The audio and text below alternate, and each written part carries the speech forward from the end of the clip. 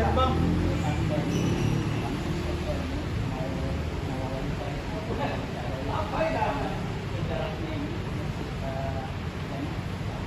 Di sini ada beberapa pertanyaan yang kami sudah siapkan. Pertama itu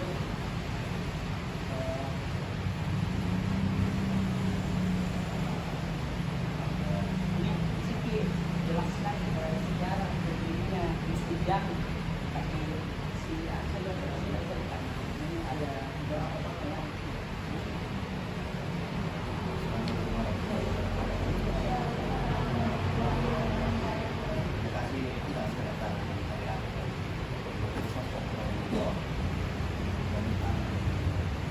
Berdirinya sejarah Masjid Jami Tua. Seperti ini Masjid Jami Tua berdiri tahun 1604. Islam masuk 1563. Pada saat itu yang raja diislamkan itu namanya Bupatiwala atau nama aslinya Bupati Rasa dan Parabu. Itu Islam masuk atas usulan anak kedua, anak Martola. Karena itu kalau anak kedua anak raja itu namanya Martola. Martola itu kalau di Jawa itu nama pangeran yang pewaris dan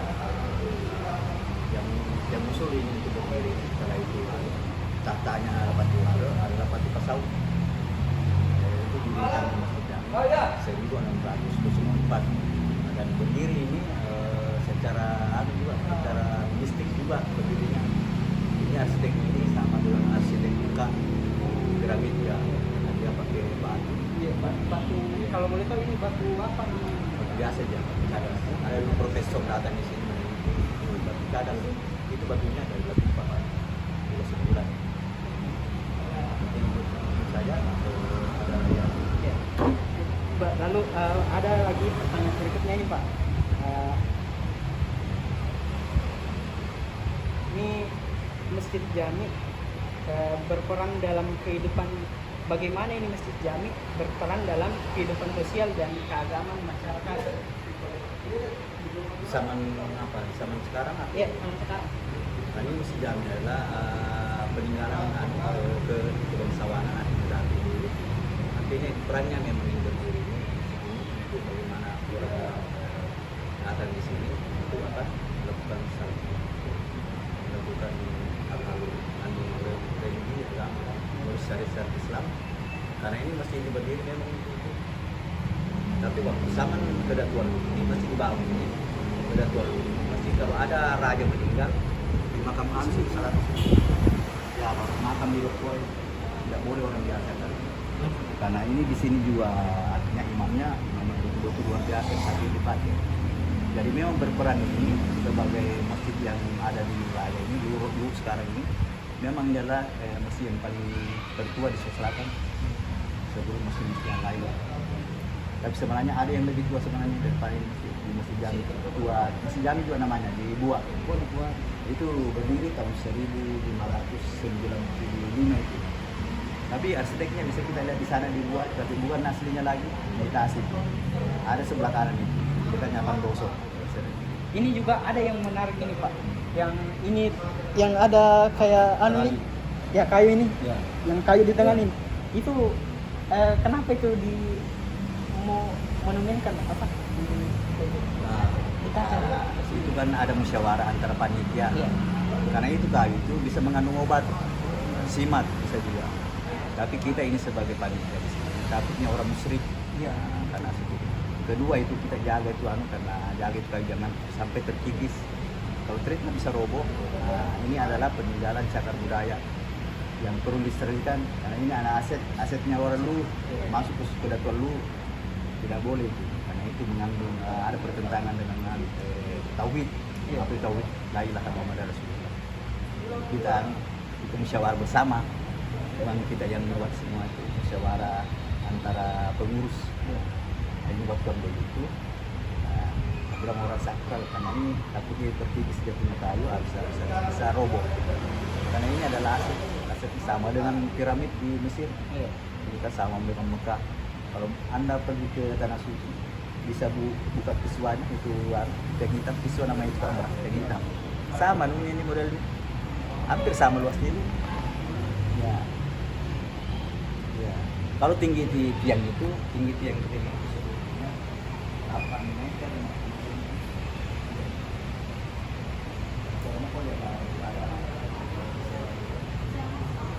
Iya, karena inilah peninggalan sejarah yang perlu dipelajari oleh teman-teman dan mahasiswa. Kenapa? Karena mengandung sejarah yang cukup dalam. Sama kalau di Goa kan ada namanya Sultan Nasruddin. Tapi kalau Sultan Nasruddin dengan ini belum berdiri, Pak. Kalau Sultan Nasruddin kan 1634 baru 31 baru lahir ini. Karena sudah ada itu. Sudah lama Ya, memang ini. ya, Belanda menjajah di sini 4 tahun abad. ya 4 abad. Nah itu kayu di dalam di tengah itu 200 tahun lagi baru ditebang, dipakai orang itu. Dan agama terdahulu sebelum Islam masuk namanya Tolotan dan Lontar itu. Tolotan itu seperti orang-orang seperti Dewa Tae, Saberi Gading, ya, dianggap itu sebagai Tuhannya. Islam datang merubah semua itu. Tapi Islam datang itu waktu wawancara dengan orang dulu sama juga. Dia tauhidnya, cuma tauhidnya salah dia. Kalau kita tahu kalau dia Dewa Tae, Dewa makan dulu. Itu lontar itu. Kan nenek moyang Tae itu kalau dia datang tidak bertempur itu agama, cuma ilmu mana yang kuat ilmunya. Tapi yang datang yang datang dari Sulaiman. Tiga orang itu Datuk Sulaiman, Datuk Rizki, Datuk Badang. Dikali ilmunya orang itu lalu semakin tinggi ilmunya, lapisan ketujuh dia ilmunya. Jadi memang kalau Barat itu udah kajaran kali itu, karena memang tinggi ilmunya lalu. Tidak yang bisa, karena dia minta orang nenek moyang dulu. Ilmunya itu di antara tiga ini Bone, Goa, Lu yang paling tinggi. Kekuasaan, tidak ada yang bisa kalah. Kekuasaan kalau Bone kekayaan, kalau orang Bugis itu kaya, jangan heran. Seperti Delawa kaya itu, ya memang orang neneknya minta dia. Minta sama Dewa Tae, aku minta kau. Aku lagi minta kayaan, aku minta kau. Yang berani itu orang Makassar berani itu. Kalau sama orang lu tunduk itu karena kekuasaan. Payung, kalau payung itu dulu tidak bisa tunduk semua. Tidak ada yang kaya itu orang-orang lu. Kalau mau berkuasa dia. Sudah dia minta di antara 3 kerajaan. Tapi lu yang paling tua, seluruh kerajaan tertua ini di Sulawesi Selatan ini dan seluruh dunia juga dia. Dan ada pernah kita mungkin lihat itu buku Lagaligo, surat Lagaligo. Itu yang kalah bahan India Baharada India. Dia berapa itu ada di sini kalau di sana nanti kalau ada uangnya udah di Belanda ada di museumnya Belanda itu surat Lagaligo. Yang digarang oleh Colipuni, ahli sejarah Colipuni dari Waduh itu bersama Pierre Mates, sekarang kembali sejarah dibuatkan kembali baru dibawa ke Belanda itu sejarah Lagaligo. Jadi ini seperti ini kaya dengan sejarah, cuma yang dipentaskan dulunya, tidak dipentaskan karena mahal harganya kalau dipentaskan miliar-miliar, tidak bisa dipentaskan karena ini nenek moyang kita itu sama Sulawesi Selatan itu dia pelayar ekspedisi itu sudah kemana-mana. Jadi kalau ada di Belanda itu tanaman lontera itu orang tanamnya orang Makassar, kodenya itu lontar. Kalau sagu itu orang lu di mana-mana menanam sagu itu kan dapat kilo. Ini moyang kemana-mana dia mau merantau. Makanya orang Bugis di mana-mana di Amerika ada. Kalau di Belanda itu ada namanya Kabetot, itu di Amerika juga ada. Di Suriname, Belanda itu ada. Oke, banyak. Orang Bugis sudah 100 sulit. Apa lagi yang bertanya? Ini saja Pak, karena kami sudah beberapa pertanyaan sudah jawab oleh saya juga. Ya, tambah juga sekali sepeda wawasan. Karena ini masjid ini tidak sekarang diabadikan oleh PNS ada lambang ya orang anti ada payung ada semua itu ada logonya ya nama Paropo di sini juga Paropo jadi memang kalau mau di dalam karena anda kan bukan sejarawan susah memang kalau anda jadi saya angkat dulu kalau beri suatu kerajaan ada tua, ada pasar, ada pasar itu setelah itu ada masjid. Karena ini ya Lalibata ini ada tuh namanya, kalau kita teliti sebelah ini sekolah namanya Lalibata, itu Lalibata bahasa Lontar, itu artinya lingkungan kerajaan. Itu Lalibata, ada juga Lalibata lingkungan kerajaan, itu termasuk lingkungan kerajaan pasar. Sekarang kan ditambahan satu pelabuhan dulu, dekat dari pelabuhan, makanya itu raja-raja dulu dekat dari pelabuhan supaya ada bisa masuk tuh. Sekarang nggak tambah lagi karena ada pesawat terbang di bandara tuh. Jadi itu memang pusat kerajaan itu perlu ada 3 unsur itu. Biasa dia unsur memenuhi syarat. Tapi kerajaan itu dulu berpindah-pindah dari dulu pertama taruh di Malini usul, pindah di sudah itu pindah 4 kali itu pindah di daerah Tenggara, saya lupa namanya itu kampung itu, baru pindah ke Kamangre, pernah pindah ke Kamangre berapa pindah di Malangke, baru pindah ke Mandre, baru kembali ke sini. Tapi pemerintahan saat itu berubah, nama-nama yang berubah tuh. Kalau sana Bataraguru orang pertama dengan Bataraguru kan lahirkan Batarlatu lahirkan Sawerigadi lahirkan Ayla Galido, Lontar itu yang berbahasa.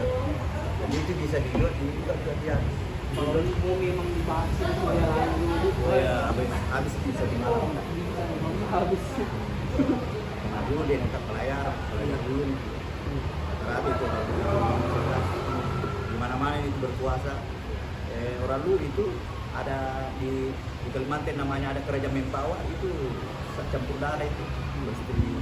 Kalau Neta dulu sini ada namanya raja berapa itu, raja ke 5 kayak itu namanya Chandra Balusu, beristrikan etapa Cina di Majapahit. Majapahit kan 1.300 sampai 1.400. Pernah itu dikawinkan perempuan di sana, di sini laki-laki. Kalau antara ini 3 Goa, Boni, lu campur darah semua itu. Makanya kita anak garis tengahnya campur cepat. Ini garis campur cepat sana. Begitu tidak mau kasih kawin orang biasa.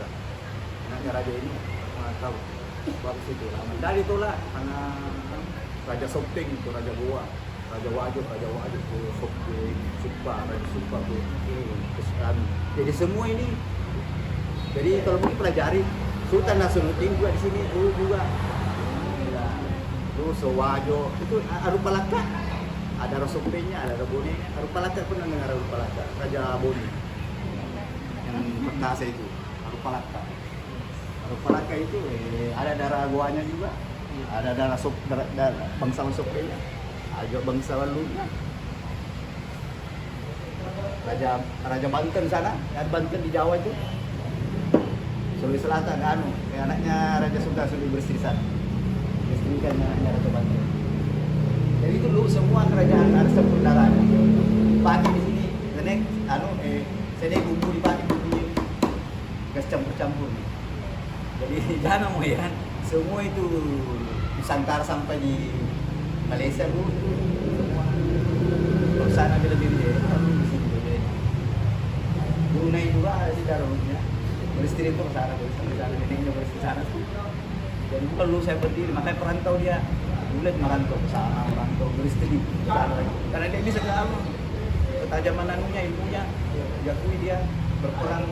Jadi kalau dia bilang raja di sana lupa. Kasih ambil anak ini. Nah itu karena keilmuannya di sini, ya ilmunya tinggi. Cuma karena Allah yang masih di atas tuh ada, cara ilmunya kalah. Kasih ambil anaknya itu, kira-kira kesambil, Contohnya lu Makassar, Bone, Goa, Sopeng, semua ini. Lu dengar ku mau pindah di Saju? Hah? Kamu kucing itu darah 3 dah punya darah Makassar, darah Goa, darah Bone, darah Lu. Kalau mau pelajari ini mesti juga ini sampai ke Sheikh Yusuf. Sheikh Yusuf di bawah istana. Pernah kau dengar Sheikh Yusuf Bang Salamai di Goa? Pernah kau dengar Sheikh Yusuf Bang Salamai?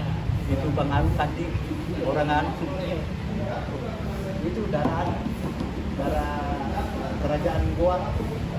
Jadi melarikan anak sampai ke dari saja pahlawan nasional itu perempuan tuh yang bagi matanya kan.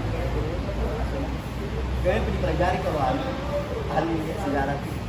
Kalau saya ingin, tapi harus dengar karena kita kan hidup dulu. Jangan mau bilang sejarahnya tuh masalah Edison. Sejarahnya itu itu masalah Edison. Tuh, yang mana ulama itu banyak dia tahu. Tuh, sekarang kan anak tuh masalah Edison. Tuh, sejarahnya tidak apa-apa ini cinta kan. Tapi jangan lupa orang-orang dulu kita seperti Michael Jackson di orang apa itu anak muda. Obama gak sampai. Padahal ada juga anggota kita. Ada juga nenek kita ya. Ada kita punya lontar yang panjang. Jadi kalau mau masuk dalam ini tanggal 23 ada acara sebelah. Acara ketua ya. 23 Januari perlawanan nasional, perlawanan lu. Itu dipusatkan di Palopo. Karena untuk kabupaten ini kita karena kita di dalam wilayah jadi kita tahun depan mungkin di lu tahun depan di utara karena supaya nasional itu terasa cuma setengahnya di sini ya? Setengahnya karena pusat kerajaan di sini ada di kalau namanya Palopo dulu dipakai kalau pusat kerajaan namanya Waru makanya ada orang sekarang kan ada kecamatan sekarang kayak macam kecamatan Wara Timur, Wara Utara itu dari itu Wara, bahasa lontar Wara, makanya Wara Selatan, Wara Timur, itu sertifikat itu. Nah Wara tuh, oh iya nama aku kan nama Palopo dipakai dulu Wara itu. Oke Pak, terima kasih banyak Pak atas penjelasannya. Ilmu sekali nih, bagus sekali.